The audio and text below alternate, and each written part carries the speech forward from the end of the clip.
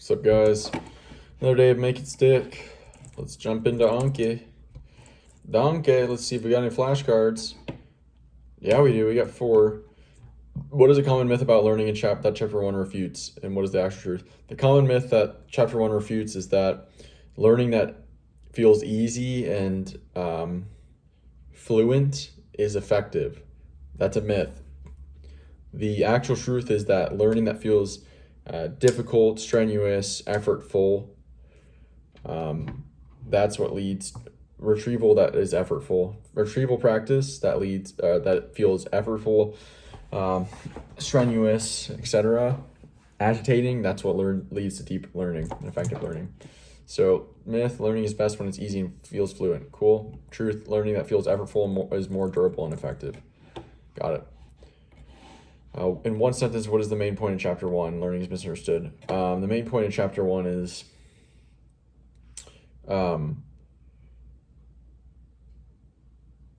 learning is often misunderstood. In one sentence, well, we're going to say learning is often misunderstood because learning that feels easy and fluent is often not very effective, and counterintuitively, learning that feels effortful, even maybe a little stressful, mildly stressful, mentally agitating, that leads to durable, effective learning. And also that the most effective learning techniques, according to science, are often counterintuitive, non-intuitive. People must understand learning, durable learning requires effort, struggle, and retrieval, not passive review. Cool, good enough. How does mental effort relate to durable learning, according to the authors? So there's a direct relationship between mental effort and the durability of learning, especially when using effective learning techniques. The more effortful the retrieval, the stronger the learning. Struggle is a sign of real learning. Good enough. What are the 6 sections of chapter 2 to learn retrieve? Reflection is a form of practice. The testing effect, studying the testing effect in the lab, studying the testing effect in the wild, exploring nuances, and the takeaway. Cool. Nailed through those. What do we got for yesterday? What did we learn? All right, I think I can remember.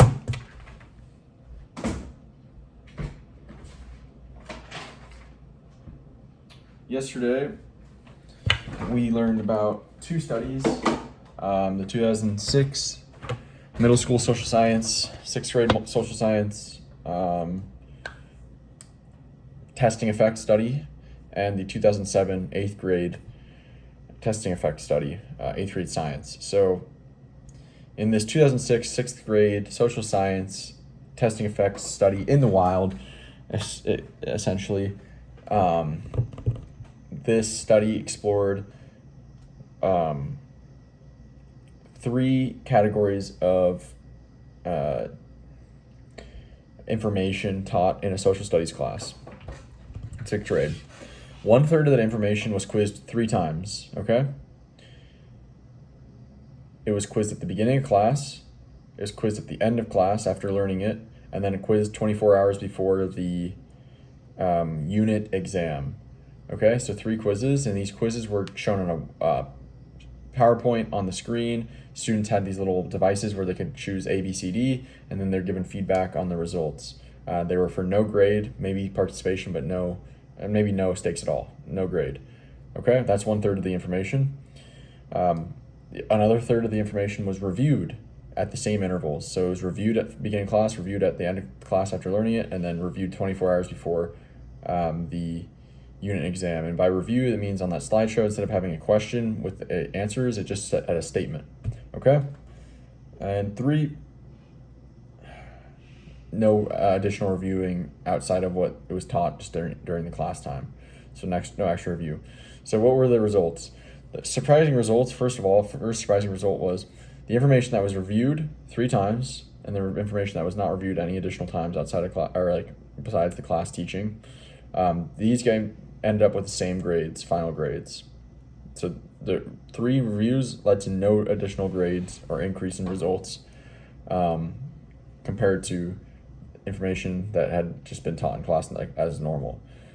The second surprising result was that information that was quizzed 3 times, same intervals, this information scored an entire letter grade better than the other information on the final exam. And the third surprising result is that this retention from the retrieval, the quizzes, the information taught the beginning class, or quiz at the beginning class, after class, and then 24 hours before the unit exam, that memory retained all the way to the final exam. There was no review outside of class, or not outside of class, additional review before the final exam, and that the grades maintained all the way to that final exam. So pretty interesting results there.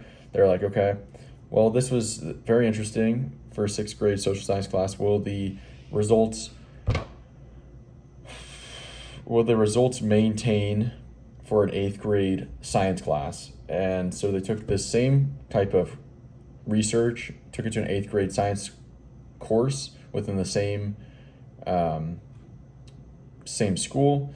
And one more note on the 6th grade social science experiment. This experiment was averaged over 3 semesters. So they did 3 semesters of research, and then they averaged all the grades. And the average grade was a full letter grade higher on the final exam for the information that had been quizzed. That's a pretty significant when you're talking about a 6th grade class where, most kids are getting probably A's, B's, and maybe a few C's. There's probably very minimal D's and F's in a 6th grade social science class. Most people are probably already getting A's and B's. So to have a full letter grade better on average is insanely significant. So anyway, they take it to the 8th grade science, more rigorous. The average grade's gonna be lower. What are the results? Well, again, this is over 3 semesters, and instead of having 3 different types of information in this one, they basically just had information that was quizzed 3 times and information that was not quizzed 3 times, or not quizzed at all. And so what were the final results? The final grades, they were quizzed on the same interval, beginning class, end of class, and then 24 hours before the unit exam.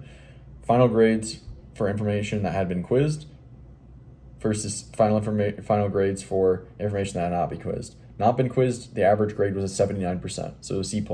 Okay, that seems reasonable. It seems a little low for a 8th grade science class, but hey, C+ on average. What was the average grade for the information that had been quizzed 3 times on the final exam? Is a 92%, which is an A-. That's a pretty significant jump. A 92% average grade for a class over 3 semesters is insanely high compared to a 79%. That's extremely high. It's extremely significant. So the quizzing with no state quizzes had significant increases in student retention and learning. Okay, those are the 2 exams. Then we kind of looked at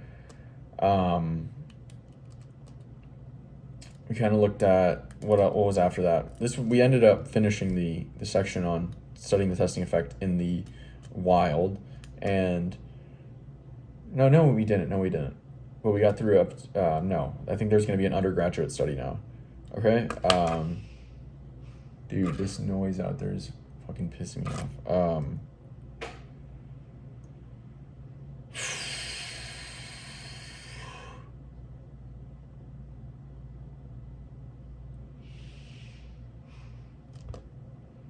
All right, we got to just focus, stay locked in. The extra agitation is going to be good for learning. Let's go. Teachers in that school continued using the retrieval practices because they saw how great the results were for their students. The principal was blown away with the results. He clearly said the retrieval practice increases, everything we're trying to improve here: learning, ability to apply this knowledge, higher order skills, and memory, and everything along with learning. And another point was that retrieval practice does not require technology. You can do retrieval practice by thinking, by talking, by writing, by taking, practice exams, creating your own practice exams. All right, you don't need technology to perform retrieval practice. Yeah, let's make sure we got everything. One thing I forgot, majority of the students in the 6th grade and 7th grade, I think, studies, the majority of them found that the no-stakes quizzes lowered their test anxiety.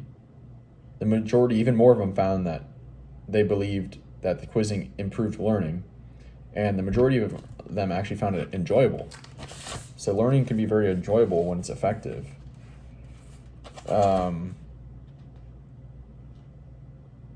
Okay, again, yeah, Cool. The memories from the quizzed material, the retention rates were significant. They maintained to the end of the final exam. All right. Cool. Looks like we got through everything. We're good. And now it's time to continue reading. So we're going to be looking now at, I believe, a university study exploring the testing effect on university students in an undergraduate class. So I'll be back after I have read a bit. All right, guys. Somebody's out in the hallway doing like maintenance or something, so I'm not going to let that stop me, and I'm in the closet now. Luckily for only a few minutes, because the carbon dioxide will probably build up here and quickly. There's no ventilation in here. So let's get through this. I finished reading all of that, the whole section on the testing effect in the wild. I finished that up. It was all about this Washington University teacher, and he's a professor of this like international political economics course. He's seeing a while ago, decade ago, he's seeing attendance problems that he's been seeing. You know, as the semester goes on, attendance keeps decreasing, so more people are absent more and more throughout the semester. And so he's like, well, I want to try to solve this. And so before he had two big tests and a final and a midterm. And so he's like, oh, I'm going to add 9 pop quizzes instead of these 2 big tests, and we'll still have a midterm and final. But these are pop quizzes, so you don't know when they're going to be, so you got to show up to class, right? Okay. Well, the